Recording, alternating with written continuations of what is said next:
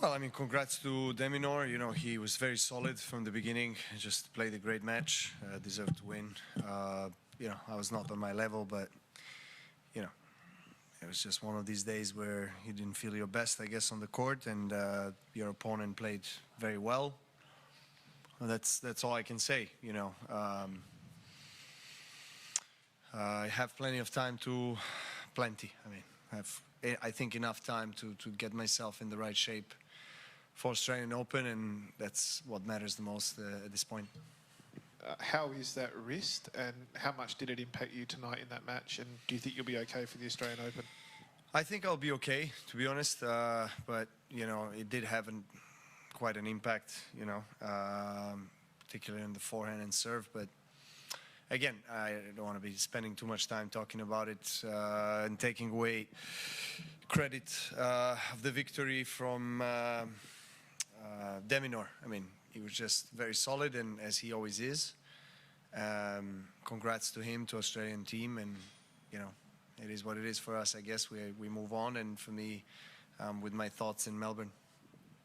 What was the exchange with the physio? What was the issue over there?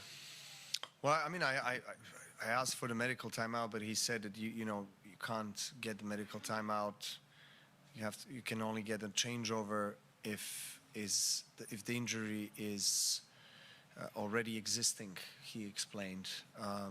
So I didn't understand really what that means. But he said that I told him that it was improving, so that's why he didn't think that I should get a medical timeout. And I said it was improving before the match, but then as the match progressed, yesterday and also today particularly, it was getting worse, so I needed treatment. He didn't want to give me one, so that's all. There's not much more I can say.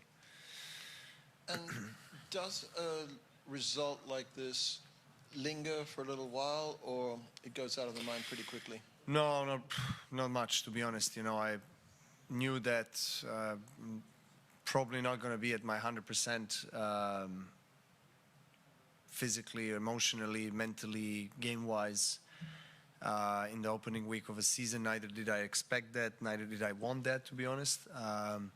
It's all a part of the build-up for Australian Open, you know, so that's where I want to perform at my best. And so again, you know, it's never nice to lose a match, of course, but you know, it's not really going to stay with me much.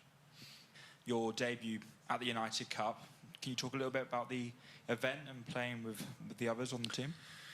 Well, you know, this kind of atmosphere is really unique, you know, being in a team with both men and women tennis players from your country is something you don't get to experience. You are either playing Davis Cup or Billie Jean Cup for women, and so this is probably the only competition where you can experience that, you know, that mix, which is an official competition where you get points, of course, and you get, you know, ranking points for winning a match, etc. So it's quite interesting. I mean, it's nice to be able to represent your country, always an honor, and to share the locker room with others. Of course, it's at the same time a little bit, you know, draining because you don't have your own routines that you normally do on individual events. So that plays a part as well. But you know, you don't play many times this kind of event, maybe once a year or something. I mean, for me, it's the first time. But I did enjoy it, you know. I think it was a really good, cool atmosphere, and we you know, had fun, and you know, that's in the end of the day, those kind of memories stay with you forever. Novak, Mitch again from the West. What's your plans now between now and the Australian Open? Well, we're just trying to recover, first of all.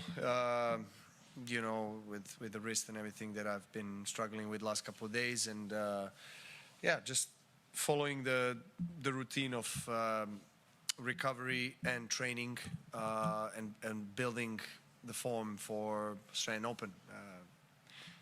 The process is not strange to me. It's not unusual. I've been in this kind of situation so many times, and I know what I need to do along with my team to get myself ready. Of course, you never know what can happen. I mean, last 2 years I've been injured just before Australian Open, and managed to win both Australian Opens in, last 2 out of 3 years.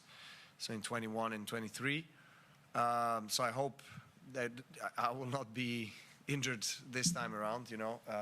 That's what we're going to work on, to get my body in the right shape, optimal state, so that I can perform at the high level throughout the hopefully entire Australian Open.